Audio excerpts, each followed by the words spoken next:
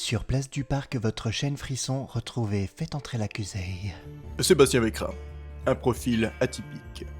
Ces 7 dernières années, il s'est incrusté peu à peu dans la vie d'une agence Binsfeld bouleversée.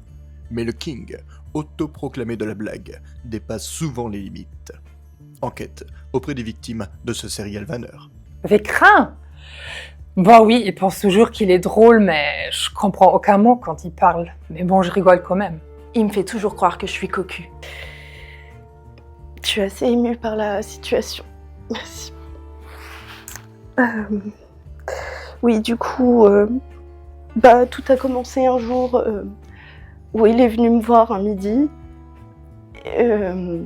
Et j'ai toujours pas compris ce qu'il fait en fait. Alors, écoute Seb, une chose qui marche pas du tout.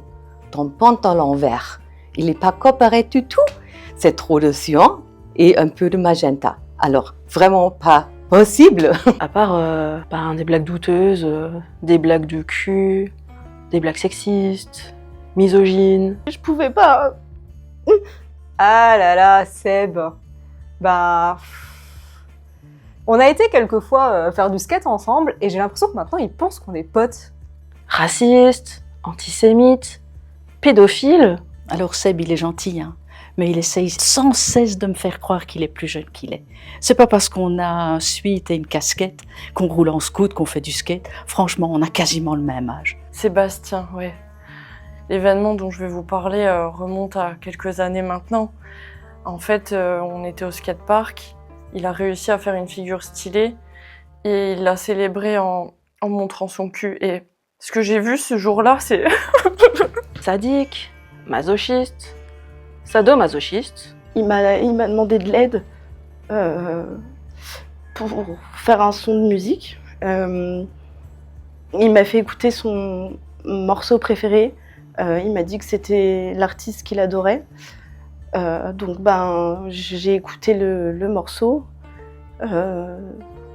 Déjà c'était un style particulier et je me suis sentie complètement démunie parce que le style de musique de Sébastien, c'est pas de la musique.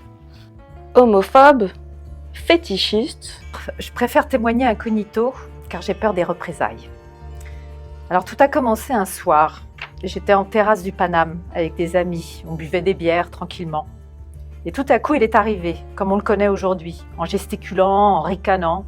Je me souviens très bien, il portait une casquette suprême.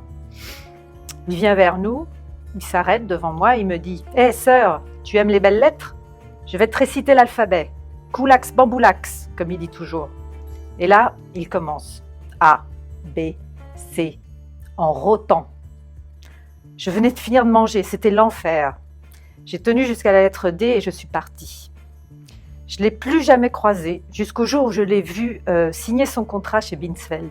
Gérontophile, nécrophile, zoophile et même des blagues carambars. Et à chaque fois qu'il vient me parler, il faut qu'il se remonte les couilles, putain. Grandis un peu. Trop bizarre.